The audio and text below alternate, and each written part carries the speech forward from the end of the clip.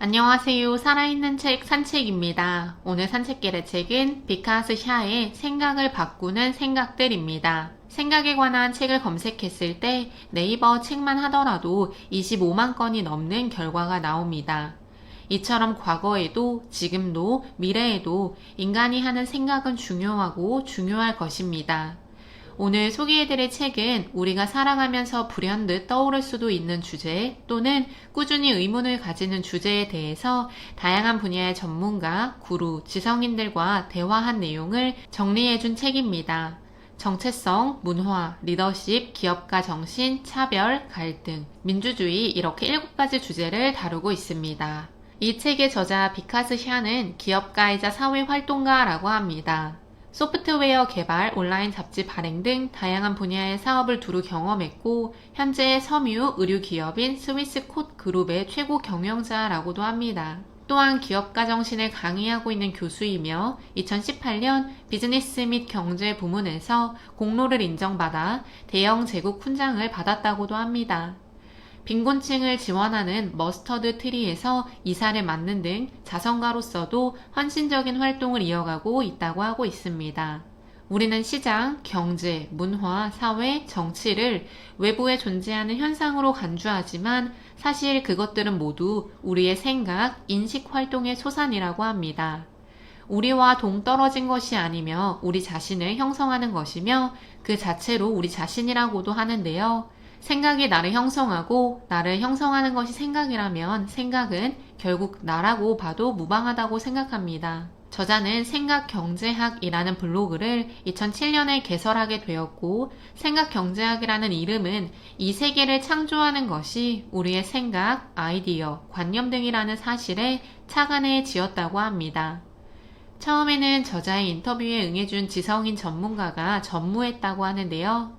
저자도 공부를 많이 하지 않고 인터뷰를 요청했고 자신이 더 공부를 많이 해야겠다는 생각에 답변들을 받으며 인터뷰 준비를 하고 끊임없이 두드리고 질문을 보내며 지구상 가장 영향력 있는 사람들과 진지하고 흥미로운 대화를 나눌 수 있는 기회를 가지게 되었다고 합니다. 이 과정 속에서 저자는 끈기와 회복 탄력성이 있다면 황당하리만치 야심찬 일도 얼마든지 해낼 수 있다는 것을 증명해 보였다고 합니다. 134명과 함께한 인터뷰를 7가지 주제로 나누어 책에서는 제시하고 있습니다. 저는 제가 전달하고 싶은 부분 위주로 정리해 오늘 소개하도록 하겠습니다. 생각이라는 주제는 심오하기도 하고 제 생각에는 답이 없다고 보여지는 부분인데요. 책을 직접 읽으면서 7가지의 주제, 정체성, 문화, 리더십, 기업가 정신, 차별, 갈등, 민주주의에 대해 본인이 생각하는 것과 전문가들이 생각하는 것을 비교해보고 싶다면 이 책을 읽는 것도 추천합니다. 우리가 누구인가? 라는 질문은 이 세계를 어떻게 바라볼 것인가? 라고 하는 질문과도 깊은 관련이 있다고 합니다. 인간의 정체성은 학습, 질문, 성장, 경험 등을 통해 형성된다고 합니다. 콰에 앤서니 아피아는 인간의 정체성이 다른 사람이 붙여준 꼬리표에 의해 형성된다고도 하는데요. 어떤 꼬리표를 붙여주느냐에 따라 정체성은 달라진다고 합니다. 또한 우리는 여러 가지 정체성을 가지게 된다고도 합니다. 더 많은 정체성을 가지기에 더 많은 역할과 행동을 하도록 요구받고 있다고도 하는데 다양한 정체성으로 인해 정체성의 혼란이 온다면 내 정체성을 규정하는 것들이 무엇일지를 직접 써보며 정리하는 것도 제가 생각하기에는 정체성을 명확하게 규정하는 좋은 방법이라고 보여집니다. 12가지 인생의 법칙의 저자 조던 피터슨은 이 세상의 문제들, 나와 가족을 비롯해 사회의 여러 문제를 해결하기 위해 기꺼이 시간을 할애하고 있다면 괜찮은 인생을 살고 있는 것이라고 합니다. 인생을 사랑하는 것에 대한 고민, 인생을 잘 살고 있는지에 대한 고민은 많은 분들이 하실 텐데요. 살아있음이 의미하는 것이 무엇인지, 잘 사는 것이 의미하는 것이 무엇인지를 생각해 본다면 자기가 살고 싶은 인생을 살아가는 방법을 찾을 수도 있다는 생각이 들었습니다. 조던 피터슨의 말처럼 인생을 잘 살아가는 방법을 찾을 수도 있다는 생각이 들었습니다. 제인 구달은 인간만 마음, 성격, 감정을 지니고 있다고 하지 않는데요. 동물들도 입을 맞추고 포옹을 하고 손을 잡고 유대를 형성하고 살아가는 등 다양한 모습을 가지고 있다고 합니다. 제인 구달이 말하는 인간과 다른 생명들 간의 결정적인 차이는 정교한 언어로 소통할 수 있는가 아닌가 라고 합니다.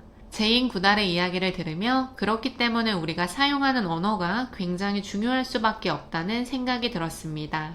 이 책에서 문화를 다루는 주제는 이야기, 언어, 영화, 음악, 시, 사진, 음식 등이 나오는데요. 그중 시대가 변해도 사람들의 마음을 이끌어내는 스토리텔링에 관한 이야기도 나오고 있습니다. 오프라 윈프리의 멘토로 잘 알려진 마야 안젤로는 스토리텔링의 목적은 어떤 메시지를 널리 전달해 우리 세대가 자의로든 타의로든 저질렀던 실수를 다음 세대가 똑같이 되풀이하지 않도록 하는 것이라고 합니다. 또한 파이 이야기의 저자 얀 마텔은 훌륭한 글에는 어느 시대에 열어도 사람들에게 감동을 주는 여행 가방이 들어있다고 하며 여행 가방이 가지고 있는 감동의 여운뿐 아니라 지적인 충만감도 느낄 수 있는 것이 훌륭한 글이라고 합니다. 따라서 글로 쓴 스토리든 말로 하는 이야기든 상대방의 생각을 바꿀 수 있어야 한다고 하는데요. 감동의 여운과 지적인 통찰을 훌륭하게 결합시킨 이야기는 어느 시대에도 받아들여진다고 합니다. 리더십을 한 문장으로 정의하기는 쉽지 않습니다. 또한 리더십의 형태도 시대에 따라 변해가는데요. 이 책에서 나오는 리더십의 이야기 중 지금 필요한 리더십이 가장 흥미로웠습니다. 로버트 라이시가 이야기한 것처럼 불평등과 부패의 위험성을 잘 아는 리더는 지금 필요합니다.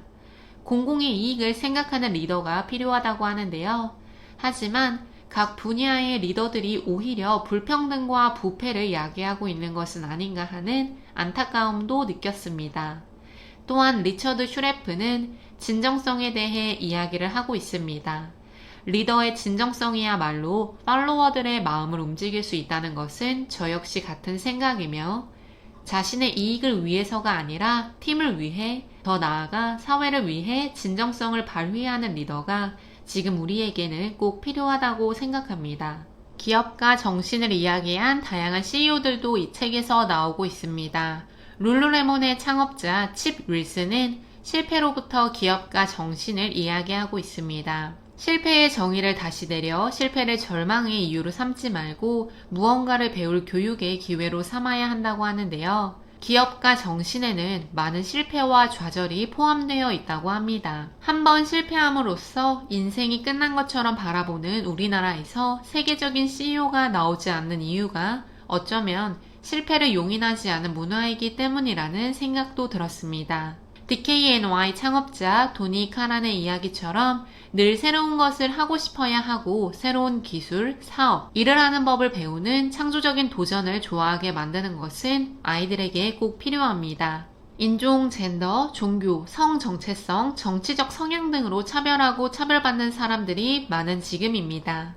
그 중에서도 인종차별에 대한 이야기가 저에게는 와닿았습니다.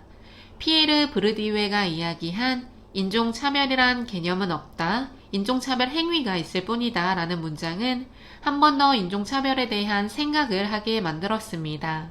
영국의 저술가이자 방송인인 아프와 허씨는 우리 사회 전반에 걸쳐 인종차별이 일어나는 이유가 무엇인지, 인종차별을 정당화하는 이념적 실체가 무엇인지를 계속 따져보아야 한다고 합니다. 원인을 찾아 제거하는 것이 필요하다고 이야기하는 것 같은데요. 하지만 쉽지는 않아 보입니다. 누군가가 우월하고 누군가는 열등하다는 생각이 없어졌으면 좋겠습니다. 갈등을 주제로 이야기를 할 때 평화라는 단어는 항상 나옵니다. 제이드라드 알 후세인은 인류의 무지가 평화를 깨트리는 이유 중 하나라고 지적했다고 하는데요. 무지로 인해 갈등이 생기고 무지로 인해 평화가 깨지고 차별이 만들어지는 등 상황이 생긴다는 것에 많은 분들이 동의할 것입니다. 모르기에 목소리가 큰 사람을 따라가려고 하고 모르는 사람들을 이용하려는 나쁜 사람들은 지금도 존재합니다. 그렇기 때문에 꼭 필요한 것이 교육이라고 생각하는데요. 물론 아일랜드 총리 버티 어헌의 이야기처럼 평화 구축은 쉽지 않고 타이밍도 중요하다고 합니다. 다자주의도 중요하다고 하는데요. 쉽지 않은 갈등 해결이기 때문에 갈등 해결을 위해서 각 조직이 서로 협력하고 정부와 비정부 기구의 다자간 연결 시스템을 구축하는 것이 필요하다고 하고 있습니다. 더 나아가 각 정부에서는 자금 지원을 통해 더 큰 역할을 담당함으로써 평화를 위해서 한 발짝 다가가야 한다고 이야기합니다. 마지막 주제 민주주의는 제가 생각해도 어렵습니다. 민주주의에 대한 정의는 다양한 사전에서 찾아볼 수 있지만 그 정의를 제대로 실천하고 있는 민주주의 국가가 있는지 의문이 들었습니다. 미국 캘리포니아주 민주당 하원 의원인 테드 리우는 민주주의를 국가가 나아갈 바람직한 방향을 결정하는 최종 결정권이 국민에게 있다는 것을 의미한다고 합니다. 법치를 따르고 개인의 권리를 철저하게 보호하는 것을 의미한다고도 하는데요. 이 말을 읽고 난 뒤에 정말로 민주주의가 어느 나라에서 제대로 보여지고 있는지가 궁금했습니다. 마이클 루이스가 이야기하는 것처럼 기본적으로 우리의 일상생활 곳곳에 정부 정책의 영향력이 미치고 있으나 우리는 인식하지 못하고 있고 그와 관련된 목소리를 내야 한다는 생각을 하지 못한다고 합니다.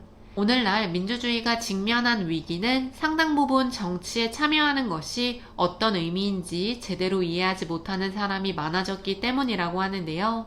정치에 참여한다는 것이 어떤 의미인지 단순히 투표를 하는 것에서 끝나지 않고 자기가 살아가고 있는 사회 공동체에 어떤 식으로 자신의 영향력을 행사할 수 있는지 등을 교육을 통해 많은 사람들이 알아야 한다고 생각합니다. 내가 하는 생각이 곧 내가 된다면 나에게 도움이 되는 생각, 나를 잘 만들 수 있는 생각만 하면 됩니다. 생각의 중요성은 당연한 이치입니다. 매일 내가 어떤 생각을 하면서 살아가는지, 어떤 생각을 해야 할지를 질문해보고 생각으로만 그치는 것이 아니라 행동까지 할 수 있으면 좋겠습니다. 내 생각이 내가 하는 행동들을 만들고 그 행동들이 모여 내 인생을 만들어 나간다는 것을 꼭 기억해야 합니다. 오늘 산책길의 책은 생각을 바꾸는 생각들이었습니다. 감사합니다.